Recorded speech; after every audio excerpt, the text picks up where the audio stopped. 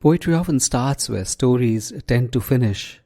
That's why they go deeper and delve into the layers which otherwise would never ever find visibility. This is Sunil Bhandari, and you are listening to Uncut Poetry.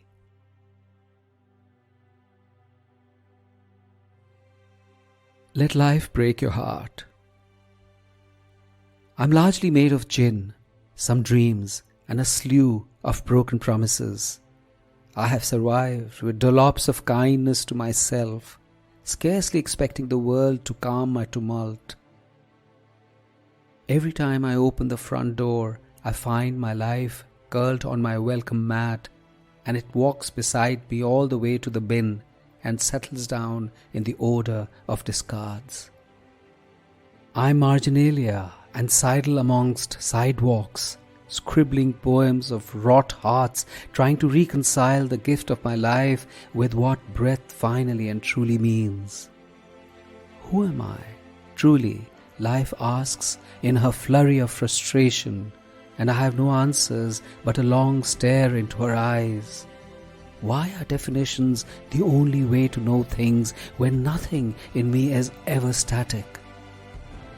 I know my capacity to hurt surpasses love's hope, but I am a prisoner of all the suffering I see, and I am blind to beauty, asking for acknowledgement as it stops again and again to be noticed. Are we genetically predisposed to be hunters of the worst that life has to offer? Or are there speakeasies of respite where we can celebrate emptiness and say everything is good? I write dismal poetry full of eclipses, and the more people reach out to me, the more I retreat into the margins, hiding behind the flight of an uncertain tide. Soon enough, I will run out of hiding places and forget what affection feels like. And I'll be left alone with the festering flies, all my storms gathered into one unhealable wound. And I'll be left alone with the festering flies, all my storms gathered into one unhealable wound.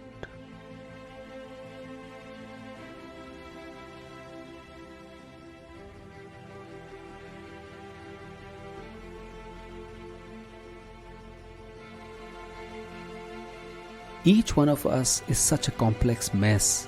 Even the most sorted of us passes through noisy bazaars of wavering decisions, competing choices and moral dilemmas. And we invariably are victims of our own pitiable choices. The right and wrong of things is often simpler to decipher than what is right or wrong in the moment. Our ethical dilemma is often a post-act regret or engendered by the heat of revelation. We slip, we regret, we get punished. Then we either move on or rot in the prison of our conscience. But it's a tragedy of our times that we are often characterized as the sum of just one mistake, just one proclivity, just one flaw. There is a judgment passed, and our place in the sun is snatched, and we are relegated to the darkest recesses of the universe. Every good we have ever done is subsumed in the tsunami of one deviance, one error. As we sit at the wrong end of a poorly defined and often hypocritical judgment criteria, we find ourselves judging ourselves and sinking into a cesspool of self-incrimination. Life presents itself in its darkest hues. We are often our worst not because we are, but because the world expects it of us. What is the road to redemption for us who've given up on ourselves? Standing in the glare of judgment, we often forget that on the margins of life are waiting its grace and kindness.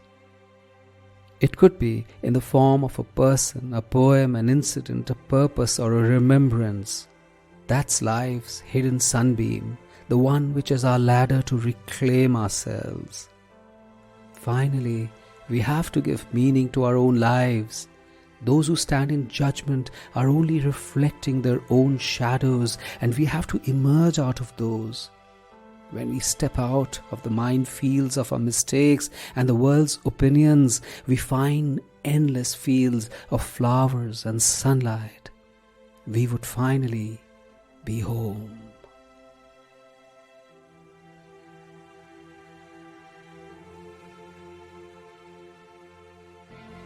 This is Sunil Bhandari, and you were listening to Uncut Poetry.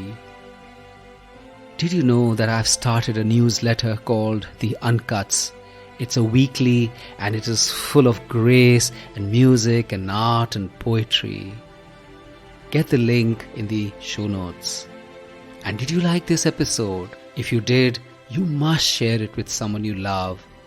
And why not follow Uncut Poetry on Spotify, Apple Podcasts, Gaana, JioSaavn, Google Podcasts, or anywhere you get your podcasts so you don't miss a single episode. See you next week.